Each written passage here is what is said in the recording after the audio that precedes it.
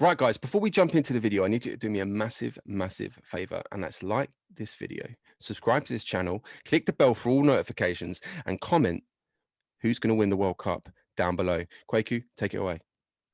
It takes you no time at all to just hit a button, hit a couple of buttons, hit the like button first, then hit the subscribe button second, and then hit the comment button underneath. And like Jamie said, tell us who's going to win the World Cup in 2022. And if you say anyone apart from England, we'll delete your comment. Which makes you do it, guys. It takes you 2 seconds. Do it now. Do it right now, and we'll jump in. Yes, people, yes, people, yes, people. Welcome back to the We Talk Football podcast. It's been a tumultuous week in the world of football. Kwaku has eloquently been, airing his thoughts on Times Radio. I'm sure you guys have seen it. If you haven't, go and check it out on his Twitter. But how are you doing, Kwaku? I'm all good. Like you say, it's been a bit of a roller coaster of the week. We're all riding the crest of a wave on Sunday leading up to the game. And then when the final whistle went and we ultimately lost to Italy, we all saw the aftermath and the fallout. So it's been an interesting few days in the world of football, but I'm keen to talk about it with yourself. Yeah, 100%. And the elephant in the room, we've been very, very quiet over the last few days, and that's been for multiple reasons. For me personally, I finally was struck down with the big C word. I won't mention it because I know it can affect videos on YouTube. But I'm midway through my isolation. Still have 5 days to go. I'm very nasally. I'm sure that you guys can hear.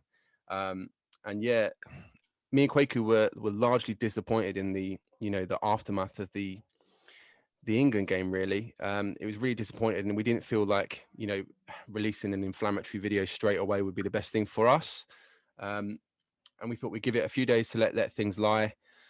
And give our take on what happened, and especially the more social issues that concerned Saka, Rashford, and Jadon Sancho after the game. So I'll let you take it away first, Quakes. Yeah, so let's just talk about the game itself, because I think in the midst of all of this, people have forgotten that there was a game of football played, 120 minutes plus penalties. England obviously got off to an incredible start. That Luke Shaw goal was one of my favourite England goals I've seen. And it had everybody believing. It was almost similar to the Kieran Trippier goal against Croatia in 2018, an early goal that got people believing that we were going to win the World Cup in that case, and in this case, going to win the Euros. And for the first 30 minutes, England were amazing. We were strong in the tackle. We didn't really give Italy a sniff. We looked effective going forward. Maybe not necessarily the best combinations, but we looked like we were effective and the game plan was working. And then in the latter stages of the first half, we saw Italy come back into the game. The halftime whistle probably came at a good time for us, because I feel like if the first half continued, Italy would have scored. And then second half, we saw what happened. Italy really got a hold of the game. They dominated the possession. They dominated the attempts. We didn't really create anything to trouble them at all. And managed to get their goal from Bonucci, of all people.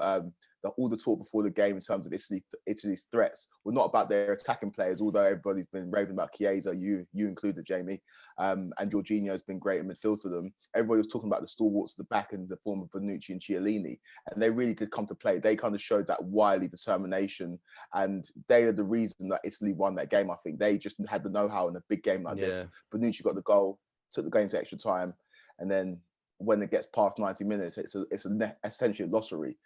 We take it to penalties, and we saw who missed the penalties, we saw who scored the penalties. And congratulations to Italy. Throughout the whole tournament, you'd have to say from start to finish, they've been the best team. They kicked off Euro 2020 with an impressive victory, and they finished it with an impressive victory in our back garden. And congratulations to the Italians, who deserve to win the tournament.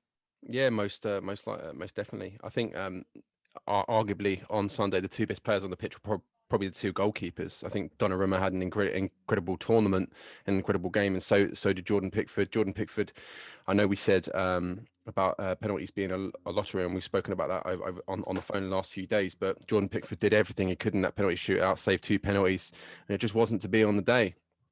And like you said, I do really feel like Italy just flexed their experience. They flexed the old heads in the changing room, like you were saying, Bonucci and Chiellini, they flexed their know-how, and they just did what they needed to do to get the win. And like you say, once you get to penalties, it can go either way, regardless of how the penalties were taken. I don't care if someone tries to backheel it. If it goes in or it doesn't go in. And unfortunately, it didn't go in. To lambast a player as a result, especially at 19 years old, is just unfair in my opinion. But yeah, what's next for England in your opinion? Do you think we stick with Gareth Southgate? 100%. I feel like we've seen an evolution of this team, and he took over, or his first major tournament was 2018, and he got us to a semi-final that we weren't expecting to get to. And then obviously in the Nation Leagues, we got to another semi-final, but that's not necessarily a major tournament. And then in these Euros, we got to the final. So it's been a steady progression. I feel like with it, people calling for his head and calling for his job, the one question I'd ask to those people is, who would you bring in instead? Obviously, working at TalkSport, you get a lot of callers who are having their say in terms of what they think England should do next. And a lot of them are calling for Gareth Southgate's head. But then when you pose them the question, who do you bring in next? People are throwing answers like Sean Dyche and David Moyes. So I don't want to disparage these managers or discredit these managers. They've done great jobs at the club they've been at. But surely if you're bringing in a new manager and getting rid of Gareth Southgate as England boss, the minimum expectation has to be to win the World Cup, because Gareth Southgate got us to a semi-final or got us to a final. Therefore, if you get rid of him, the remit for the next manager is to win the next tournament. If you're telling me that Sean Dyche or David Moyes are going to win England the World Cup, then I think you're living in a fantasy land. So I think we stick with Gareth Southgate. He's done a great job. This team does need to evolve in terms of the way we play football, but there's no shadow of a doubt that Gareth Southgate should be our manager come Qatar 2022. Yeah, I agree, and I feel like the only way we look to ever replace Gareth Southgate is with a more is again by playing the long game. Gareth Southgate spent times in the 21s. He's played with a lot of these players, and then in the national team. Managed a lot of these players. Now they've moved on to the big boys with him, and it's clear you can see that the players back him and the squad flourished throughout this tournament. I don't know about you, but at the end of the last World Cup, although we got to the semi-finals, I don't think there was like a resounding positivity around the team. I know everyone was buzzing that we'd done so well, but there was question marks around Gareth Southgate being like the first good team that we played in Croatia, that we fell down at the first hurdle really. I feel like in this tournament, I feel like a lot of the naysayers have been silenced. And of course, there's always going to be naysayers there when, you don't bring home the trophy. But, let's just analyze it. At the start of the tournament, Gareth Southgate, he starts Raheem Sterling, starts at Trippier at left back. Everyone and their dog's going crazy at those two decisions alone. 4 games in, no one's batting an eyelid about any decision that Gareth Southgate makes. I think very much the future is Gareth Southgate, and I feel like what the FA should be doing really is they should be looking to make appointments for the under-21s now, or for the long-term future of England, because how long will Gareth Southgate do this for?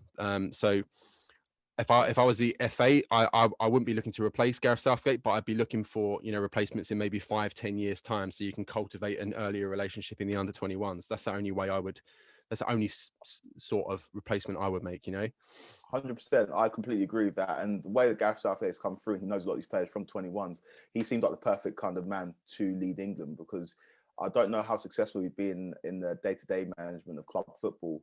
But with like the minimal context you get in international football, and the fact that you have to select players based on not only their ability but their personality, and really gel a squad and build that harmony, I think Gareth Southgate's a perfect man for the job. One thing I would say about what we need to improve on in terms of evolving the squad is that we saw a lot of times in this tournament, when we played against the bigger teams in Germany and Italy, we reverted to a back three, which basically became back five when we were defending. In order for this team to progress, obviously the pivot of Rice and Phillips was incredible in this tournament. But when we needed bravery and somebody to have their foot on the ball and kind of play out when we were struggling to keep possession, we kind of missed that in midfield. And hopefully the development of a player like Jude Bellingham, who's more maybe attack-minded, and maybe has a little bit more ability on the ball, can definitely help this team evolve, and maybe moving from a back three or a back five to a back four, so we can get maybe more of our expansive and creative players on the pitch at one time and take a hold of the game, might serve us well going forward. Because we saw, as soon as we scored the goal against Italy, maybe the first half an hour of the game was good, but we naturally sat about 4 or 5 yards deeper. There was no out ball. Harry Kane was having to drop so deep to pick up the ball, and Raheem Sterling was the only outlet, but he was playing pretty centrally. So our wing backs, who were doing fantastically well when we were on the ascendancy and looking to get a goal, when we had that goal, they were our only outlets, and they were sitting back like they were fullbacks as opposed to wing backs anyway. So in order for us to evolve, I think we maybe need to move from back three to a back four, bring in another midfielder who can maybe play on the ball a little bit, and see this team be a little bit more expansive, because we saw Italy dominate possession because of their midfield. And that was the difference in the game, I feel. Yeah, you've nailed it on the head, Quakey, really. It was like we'd said, the entire tournament, Gareth Southgate really did employ a pragmatic style the entire tournament, really. And even going into this final game, me and you said it was going to be a bore fest, really. And essentially both teams did cancel each other out. England went at them at the start of the game, got the early goal, but then looked to shut up shop for the rest of the game, really. And yeah, I completely agree. Maybe dropping to a back four just to allow in a little bit more creativity in the middle of the park going forward, so we can, look to exploit and you utilize the attacking players that we have. Because when you look at the players that didn't even get much game time in this tournament, it's kind of astounding. And that's the one thing I would say is a takeaway point. I'm trying to remember what I've said on camera and what I haven't said on camera, because we haven't done a video in a few days. But I feel like the main takeaway point for this squad, and for anyone that's a casual and has only decided to watch football for the internationals, which is great, of course, but this isn't the end of this England squad. Like you said, there are players that are in our squad that are so young. The lifespan of the squad is at least another 10 years. When you've got players like Jude Bellingham, Bukayo Saka, Jadon Sancho, Mason Mount, they're all in their late teens or early 20s. Declan Rice. There's plenty of talent in this squad, and I don't feel like this England squad's going to go anywhere soon. I don't think it's going to disappear into the ether. So yeah, I think. Sorry, go on. Carry on, mate. No, I was going to say, yeah, carry on. I think I was just going to say it's going to be a resounding time. It's a resoundingly positive time to be an England fan, in my opinion. No, for sure. And people who want to latch on to like the penalty shootout, they're not going to dwell on it too much. But I feel like people need to stop over analysing something which is essentially, I don't want to call it a lottery because there is skill in putting the ball in the back of the net. But when it gets to it, people who step up. Manager makes his decisions in terms of who wants to take it. We've seen the best miss penalties. I've seen Cristiano Ronaldo miss a penalty in the Champions League final against Chelsea. I've seen David Beckham miss a penalty in 2004 against Portugal in the Euros. We saw Kylian Mbappe miss a penalty. I've seen Lionel Messi miss a penalty against Chelsea in the semi-final. Yeah, we've seen the greatest of all time do it. We've seen the best players miss penalties, and you can overanalyze the order or who should have taken one where. But like, if Eric Dyer would have missed the penalty against Colombia in 2018, everyone would be like, why the hell is Eric Dyer taking a deciding penalty? If Harry Maguire skies his penalty as opposed to putting it in the top bins, everybody's asking, why is the centre-back taking a second penalty? They either go in or they don't. And if Marcus Rashford's penalty goes 5 inches to the right, we're having a different conversation about their game and about the fallout of the game as well. No, I feel like that's an excellent place to round it up, really, Kwaku. Yeah. It doesn't matter if the penalties go in or they don't go in. The players that stepped up. And yeah, unfortunately, it just wasn't to be on the time. But that doesn't mean it won't be to be this time next year, Kwaku. It still is coming home, believe it or not. Fingers crossed. But in the meantime, where can they find us? So you can find us on YouTube. Just type in We Talk Football Podcast. Make sure you like this video and subscribe to the channel. You can find us on Instagram at We Talk Football Podcast, on Twitter at WTF Podcast 90. We're on Facebook. We're on everything else. I've completely forgotten and fluffed my lines. Yeah, just go on social media, whatever one you're on, type in We Talk Football Podcast, follow it, show everyone you know, and yeah, peace. Cheers, guys. Nice.